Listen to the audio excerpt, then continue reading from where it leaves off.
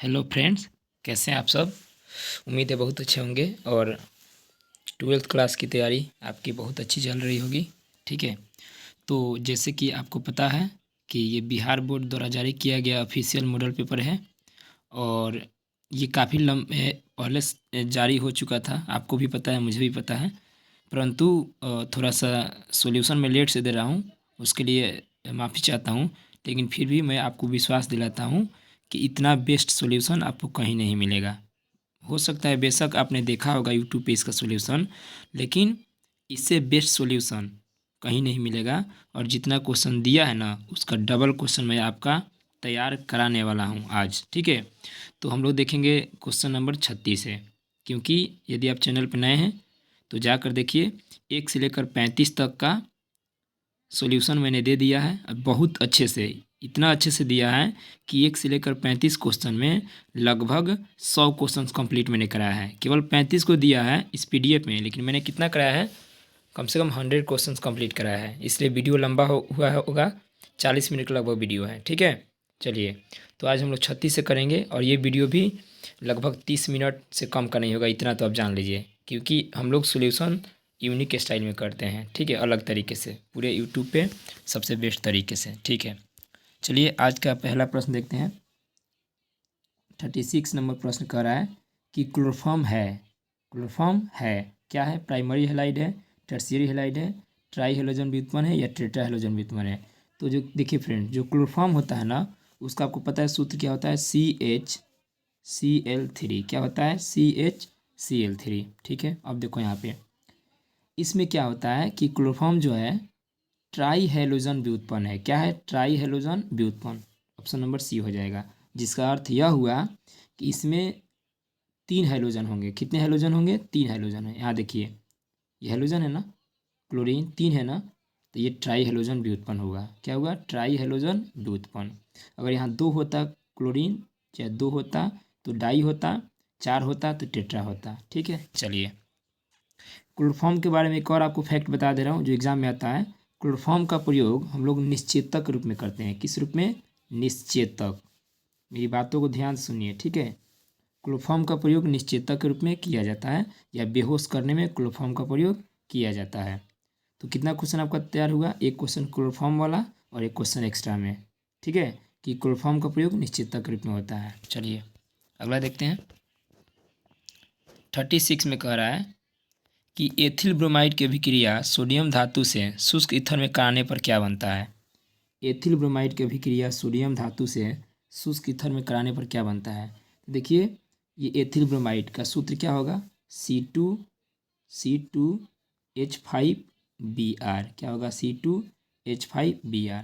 Sodium धातु से कराना है, ये ऊर्ज अभिक्रिया है। कौन सी अभिक्रिया है? ऊर्ज अभिक्रिया। तो 2 सोडियम भाग लेता है, ठीक है, और इसका भी 2 अणु भाग लेता है। C2H5Br का कितना अणु? 2 अणु। तो सामने आप चाहो तो 2 लगा सकते हो।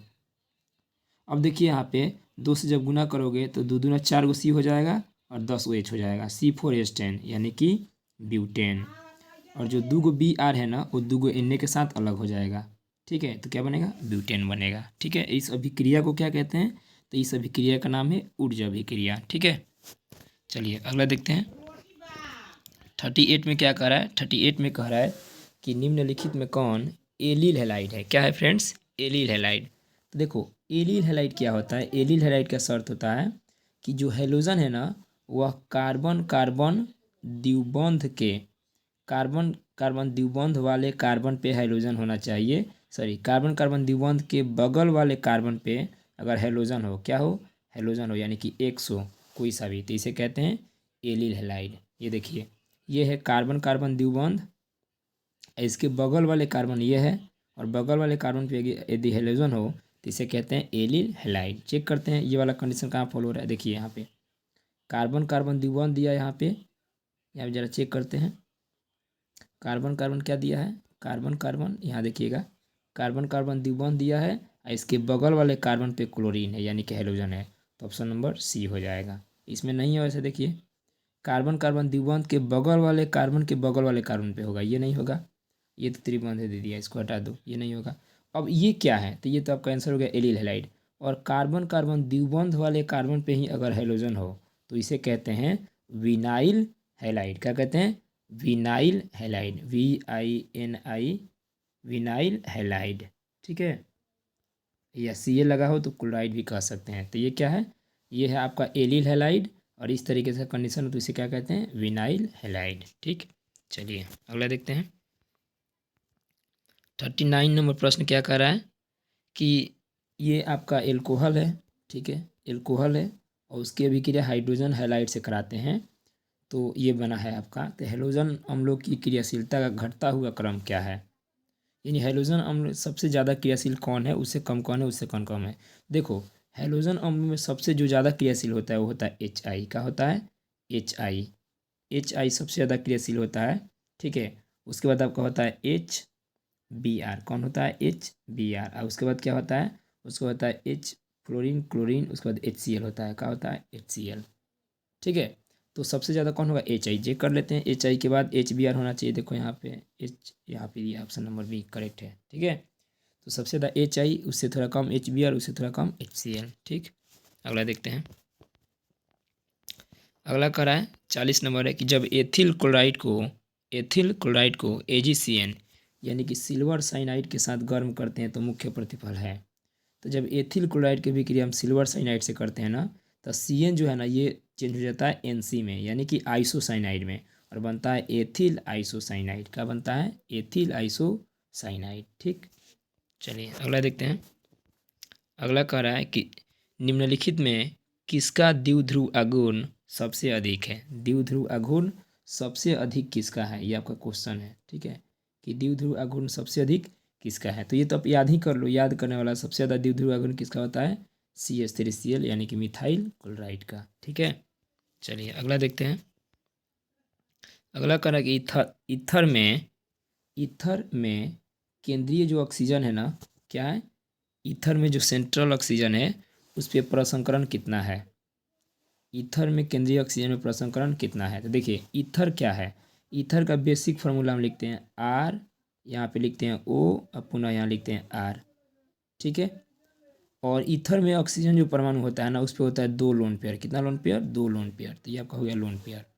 अब प्रसंकरण निकालोगे तो यहाँ पे एक सिग्मा बॉन्ड, एक सिग्मा बॉन्ड, 2 सिग्मा बॉन्ड और 2 लोन पेयर, मतलब 4 हुआ। और 4 के लिए प्रसंकरण क्या होता है? एगो S 3 गो P, sp3, एक S 3 P। ठीक है, sp3। इसी से एक और सवाल आता है, यही प्रसंकरण और किस में होता है? तो यही प्रसंकरण जल में भी होता है। जल में भी क्या होता है? sp3। जल में भी ऑक्सीजन पे प्रसंकरण क्या होता है?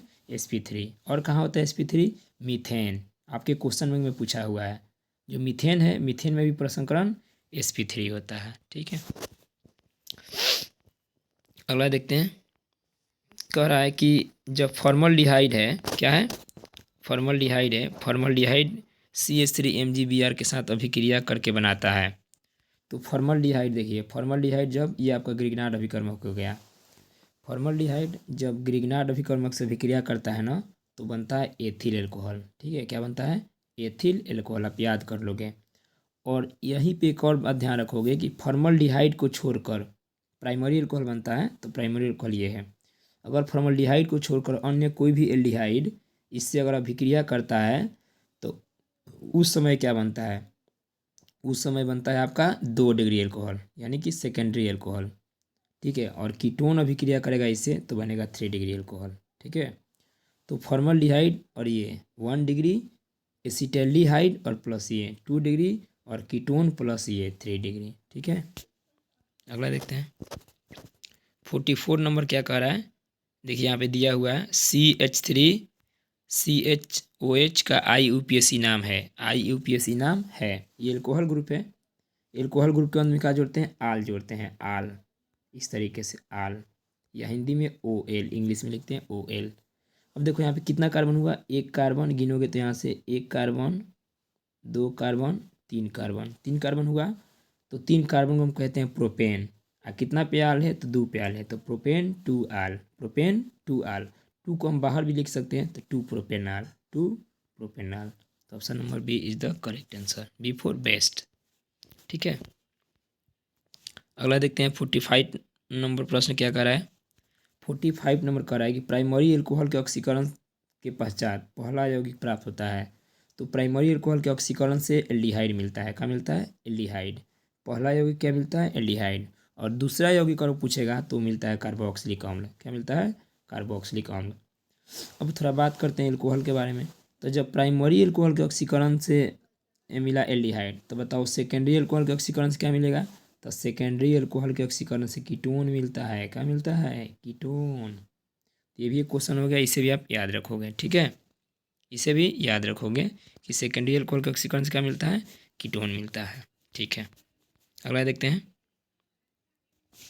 46। देखिए मस्ट इम्पोर्टेंट सवाल है ये, तो इम्पोर्टेंट है ही, इसको कहने की आवश्यकता नहीं है, बहुत इंपॉर्टेंट है। कह रहा है कि निम्नलिखित में किसे ल्यूकास अभिकर्मक कहते हैं? तो ल्यूकास अभिकर्मक क्या होता है? अनाद्र ZnCl2 प्लस सांद्र HCl के मिश्रण को ल्यूकास अभिकर्मक कहते हैं। अनाद्र ZnCl2 एवं सांद्र HCl के मिश्रण को क्या कहते हैं? ल्यूकास अभिकर्मक। ठीक है, अगला देखते हैं 47 नंबर क्या कह रहा है कि परिशोधित स्पिरिट में रहता है। परिशोधित स्पिरिट में रहता है तो क्या रहता है बताओ? परिशोधित स्पिरिट में 96% के अप्रॉक्स, नियर अबाउट 96% क्या होता है? एथिल एल्कोहल होता है। कितना परसेंट? 96%। तो ऑप्शन दिया है 95.5। तो परिशोधित स्पिरिट में होता है 95.5 यानी कि 96% एथिल एल्कोहल। इसे हम इंग्लिश में रेक्टिफाइड स्पिरिट कहते हैं। ठीक है, इससे एक और सवाल आता है कि जो आपका पायरोलिग्नियस अम्ल होता है, कौन सा अम्ल? 2022 में पूछा हुआ क्वेश्चन है। पायरोलिग्नियस अम्ल में कितना प्रतिशत एसिटिक अम्ल होता है? तो जो पायरोलिग्नियस अम्ल होता है, कौन सा अम्ल? पायरोलिग्नियस। ये कब का सवाल है? 2022 का है क्वेश्चन। ठीक है, 2022 के आप देखिएगा बिहार बोर्ड क्वेश्चन में मिलेगा। पायरोलिग्नियस जो अम्ल होता है उसमें कितना परसेंट एसिटिक अम्ल होता है? 10%। कितना होता है? 10%। ठीक है, अगला देखते हैं 48 नंबर कह रहा है कि एल्डिहाइड और कीटोन का सामान्य सूत्र है। ठीक है, बेस्ट प्रश्न याद कर लो। एल्डिहाइड और कीटोन को CnH2nO से इंडिकेट करते हैं। CnH2nO से दोनों को इंडिकेट करते हैं, एल्डिहाइड और कीटोन के। बात करते हैं अगर एल्डिहाइड में कि एल्डिहाइड में क्रियाशील समूह क्या होता है। यहाँ पे एल्डिहाइड दिया है, तो एल्डिहाइड में क्रियाशील समूह क्या होता है? सिंगल बॉन्ड CHO, याद कर लोगे। कीटोन में क्या होता है? Single bond CO, single bond. ये किसका है? ये कीटोन का है। किसका है? कीटोन का है। और ये किसका है? ये है एल्डिहाइड का। तो दो क्वेश्चन और बन गया कि एल्डिहाइड का क्रियाशील समूह क्या है? CHO, कीटोन का CO। लिख लेंगे इसे आप दोनों। चलिए अगला देखते हैं 49 नंबर क्या कह रहा है। 49 में कह रहा है कि निम्नलिखित में किसके साथ कनिजारो अभिक्रिया होती है? भाई इसको भी इम्पोर्टेंट लिख लो, इतना बार रिपीट हुआ है ना कि पूछिए मत। कनिजारो अभिक्रिया कौन देता है? तो वैसा कोई भी एल्डिहाइड जिसमें क्या नहीं हो? जिसमें अल्फ़ा हाइड्रोजन नहीं हो। ठीक है, और अल्फ़ा हाइड्रोजन किस में नहीं होगा? फॉर्मल्डिहाइड में नहीं होगा। ये देखिए, ये मुख्य हाइड्रोजन है, इसके बाद कोई नहीं है। ये मुख्य कार्बन है, इसके बाद कोई कार्बन नहीं है।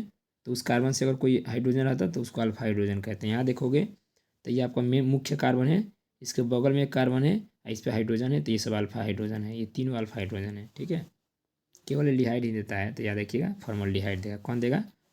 फॉर्मल्डिहाइड। कभी कभी इसका हिंदी नाम दे देता है फॉर्मल्डिहाइड। ठीक, अगला देखते हैं 50 नंबर क्या कर रहा है। कह रहा है CH3CHO का IUPAC नाम है। IUPAC नाम, ये कौन सा ग्रुप है? अभी मैंने बताया था एल्डिहाइड ग्रुप है। CHO क्या कहते हैं? एल्डिहाइड। और एल्डिहाइड के अंत में हम जोड़ते हैं AL। का जोड़ते हैं? AL, यानी कि ऑल। का जोड़ते हैं? ऑल। इसमें यहाँ पे कितना कार्बन है? एक कार्बन, दो कार्बन। दो कार्बन कहते हैं एथेन। क्या कहते हैं? एथेन। एथेन में ऑल जोड़िएगा तो हो जाएगा ethanol. Option number B is the correct answer. ठीक है, अगला देखते हैं 51 का बताइएगा। 51 में क्या करें? कार्बोक्सिलिक अम्लों का क्रियाशील मूलक होता है। कार्बोक्सिलिक अम्लों का क्रियाशील मूलक होता है। तो कार्बोक्सिलिक अम्ल का क्या होता है? क्रियाशील मूलक। इंपॉर्टेंट है, इसको भी लिख सकते हैं आप, वेरी इंपॉर्टेंट। कार्बोक्सिलिक अम्ल का क्रियाशील समूह होता है सिंगल बॉन्ड COOH। क्या होता है? Single bond COOH। अब बताओ सिंगल बॉन्ड ओ सिंगल, ये किसका है? ये है ईथर का। किसका है? ETHER, ईथर का है। किसका है? ईथर का। ये किसका है? Single bond CO, single bond, ये है कीटोन का। किसका है? कीटोन का। ये भी आपसे पूछा जा सकता है, लिख लेंगे। और ये किसका है? सिंगल बॉन्ड CHO है। अभी मैंने ऊपर बताया ये है एल्डिहाइड का। किसका है? एल्डिहाइड का। तो ये आपका कार्बोक्सिलिक अम्ल का हो गया, ये हो गया किसका? ईथर का, ये हो गया कीटोन का, ये हो गया एल्डिहाइड का। ठीक, चारों हो गया तैयार। अगला देखते हैं 52 में क्या कह रहा है कि निम्नलिखित में किसके साथ मोनोकार्बोक्सिलिक अम्ल क्रियाशील समावयवता प्रदर्शित करता है। तो याद कर लो भाई, एस्टर के साथ करता है। किसके साथ करता है? एस्टर के साथ। क्यों करेगा एस्टर के साथ? क्योंकि कार्बोक्सिलिक अम्ल में और एस्टर में सेम समूह होता है, COO दोनों में होता है। तो ये COO एस्टर में भी होता है, कार्बोक्सिलिक समूह में यहाँ H होता है। H को अगर हटा दें इधर तो COO दोनों में आ जाएगा। तो दोनों एक दूसरे के साथ क्रियाशील समय प्रदर्शित कर सकते हैं। ठीक, अगला देखते हैं 53 नंबर क्या कह रहा है। 53 में कह रहा है कि कौन प्राइमरी एमीन है। तो प्राइमरी एमीन होता है जिसमें NH2 हो। क्या हो? NH2। यहाँ देखिए NH2 है ना, ये प्राइमरी एमीन है। जिसमें NH हो, क्या हो? NH हो इसे कहते हैं सेकेंडरी एमीन। ठीक है, और जिसमें केवल N हो उसे कहते हैं टर्शियरी एमीन। ठीक है, तो ये आपका प्राइमरी एमीन है, यानी कि 1 डिग्री है, ये आपका 2 डिग्री है और ये आपका 3 डिग्री है। ठीक है, तो तीनों पूछा जा सकता है। फिर से एक बार देख लीजिए, ये A नंबर में 1 डिग्री है जो पूछ रहा है प्राइमरी, ये प्राइमरी है, ये सेकेंडरी है, ये टर्शियरी है। ठीक है, ये आपका प्राइमरी है 1 डिग्री है, ये का डिग्री है 1 डिग्री, आपका आंसर है। ठीक है, ये 2 डिग्री है, याद रखोगे ऐसे लिखते हैं, और ये 3 डिग्री है, ये भी कंप्लीट हो जाएगा। ठीक, अगला देखते हैं 54 में क्या करा है। 54 में कह रहा है कि मेथिल एमीन को क्लोरोफॉर्म और एल्कोहलीय KOH के साथ गर्म करने पर क्या बनता है। मेथिल एमीन को क्लोरोफॉर्म और एल्कोहलीय KOH के साथ गर्म करने पर क्या बनता है। तो बनता है मिथाइल आइसोसाइनाइड। क्यों मिथाइल आइसोसाइनाइड बनता है? क्योंकि यह कार्बिल एमीन अभिक्रिया है। कौन सी अभिक्रिया है? Carbyl amine. एमीन को क्लोरोफॉर्म और एल्कोहलीय KOH के साथ गर्म करोगे तो इसे कहते हैं कार्बिल एमीन अभिक्रिया। कौन सी अभिक्रिया? कार्बिल एमीन अभिक्रिया। और कार्बिल एमीन अभिक्रिया में क्या बनता है? आइसोसाइनाइड बनता है। तो ये होगा मिथाइल आइसोसाइनाइड। ठीक है, अगला देखते हैं। अगला कह रहे 55 में कि ट्राई मेथिल एमीन है। ट्राई मेथिल एमीन है किस प्रकार का? प्राइमरी होगा, सेकेंडरी होगा या टर्शियरी होगा, या इनमें से कोई नहीं। तो ट्राई मेथिल एमीन पहले बनेगा कैसे, इसको चेक करते हैं। देखिएगा, बनाओगे ट्राई मेथिल एमीन तो एगो N होगा, यहाँ भी एगो मेथिल होगा यानी कि CH3, एक यहाँ होगा CH3, ठीक है, और एक यहाँ होगा CH3। देखो तीनों जगह H कहीं नहीं है क्योंकि तीनों जगह एल्काइल ग्रुप जुड़ गया है। मेथिल मेथिल मेथिल, 3 गो मेथिल है, ट्राई मेथिल एमीन। तो क्या है? 3 डिग्री है ना। देखो ये एगो N है, तीनों तरफ से एल्काइल ग्रुप है, तो 3 डिग्री है। कितना डिग्री? 3 डिग्री। तो ऑप्शन नंबर हो जाएगा C। ठीक, टर्शियरी एमीन। फिर 56 में करा है निम्नलिखित में किसका एल्कलीकरण संभव है। किसका एल्कलीकरण संभव है? ठीक है, तो एल्कलीकरण प्रायः प्राइमरी एमीन का होता है, पहले भी मैंने वीडियो में बता दिया है। ठीक है ज़रा, ठीक है, इसको देखिएगा, पीछे वाले में भी वीडियो होगा, उसमें भी इसका आंसर दिया गया होगा। ठीक, अगला देखते हैं 57 में कह रहा है कि C4H11N के द्वारा कितने प्राइमरी एमीन संभव हैं। इसके कितने एमीन बन सकते हैं। तो जब बनाओगे आप N रख के NH2 रख के NH2 रखोगे और बनाओगे प्राइमरी एमीन में, इसमें से 2 H निकाल के, तो C4H9 होगा। और C4H9 को 4 तरीके से दिखाया जा सकता है। मैं नहीं दिखाऊंगा, ज़्यादा वीडियो लंबा हो रहा है। ये हो जाएगा आपका ऑप्शन नंबर D। ठीक है, अगला देखिए 58 में कह रहा है कि एसीटोनाइट्राइल क्या है। एसीटोनाइट्राइल क्या है? क्या मेथेनाइट्राइल है, इथेन है, ये मीथेन है, या इथेन है, या आपका प्रोपेनाइट्राइल है, ब्यूटेन है? क्या है एसीटोनाइट्राइल?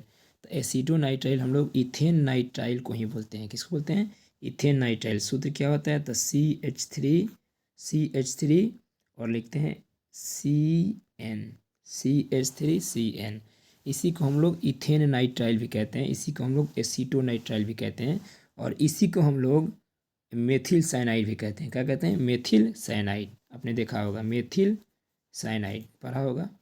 तो मेथिल साइनाइड इसका साधारण नाम है, ये IUPAC नेम है। ठीक है, अगला देखते हैं 59 में क्या करा है कि निम्नलिखित में कौन मोनोसेकेराइड है। मोनोसेकेराइड का मतलब होता है जिनका जल अपघटन नहीं होता है। इसका हो सकता है जल अपघटन, सुक्रोज का होगा तो ग्लूकोज और फ्रुक्टोज मिलेगा, लैक्टोज का हो सकता है यहाँ पे।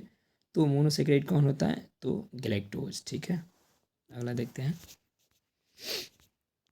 60 नंबर देखिए, कह रहा है निम्नलिखित न्यूक्लिक अम्लों में निम्नलिखित में कौन सा क्रम होता है। तो याद कर लो भाई, भस्म शर्करा फास्फेट होता है। कौन सा क्रम? भस्म शर्करा फास्फेट।